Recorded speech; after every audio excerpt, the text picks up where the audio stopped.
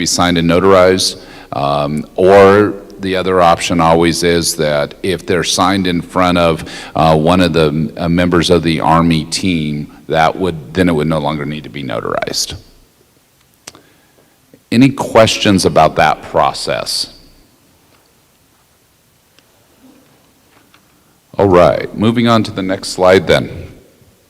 So some information for you. First and foremost, right up at the top, there is, in this presentation, we will make sure that a copy of it gets to Tamara so it can be disseminated like that. I do have hard copies if somebody would like a hard copy of it that you can take with you.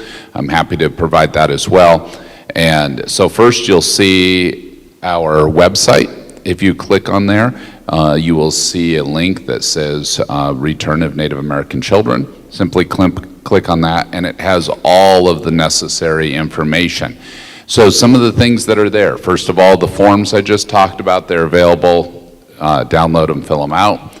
Second thing that's there is some archival research that has been done by the Army, giving you the best possible information we've been able to find. So that's all in a consolidated document. We also conducted a ground penetrating radar study of the cemetery and the area where the original cemetery was. That's there for your consumption as well. We also have the Federal Register notices. So as I indicated, right before we do any disinterments, we do publish a Federal Register notice, and you can read those there because they're posted there, as well as we also put up links if we're holding a future listening session. If it was a listening session where there was a verbatim transcript made of it, we've hung the transcripts there, things of that nature. And then the last thing on there, and Ms. Yates was wonderful and fixed my bad link in my slides, is the link to the Dickinson College website.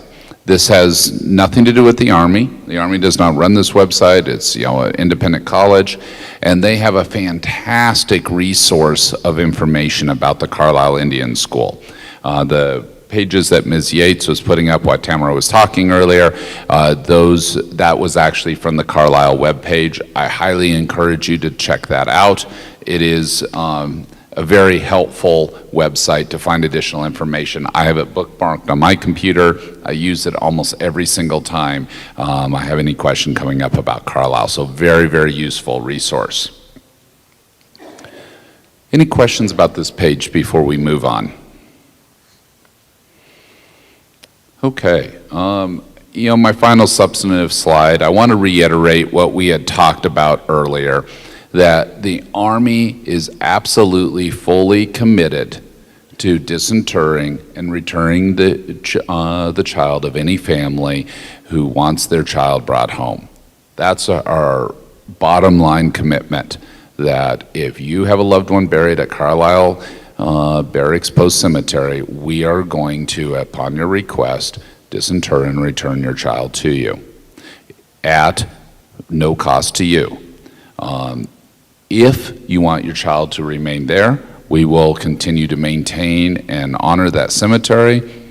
And finally, if there are changes that need to be done to a headstone for a child who's there, we're certainly happy to work it, once again, at no cost to you, to make that happen as well. With regards to what we pay for, we've talked about this a bit before. We are certainly going to pay for the actual disinterment. We're going to pay for the transportation, and we're going to pay for the cost of a new headstone, at their final place of disposition. So that's the sum of what I have to offer today. Here underneath the questions, you can see a group email inbox.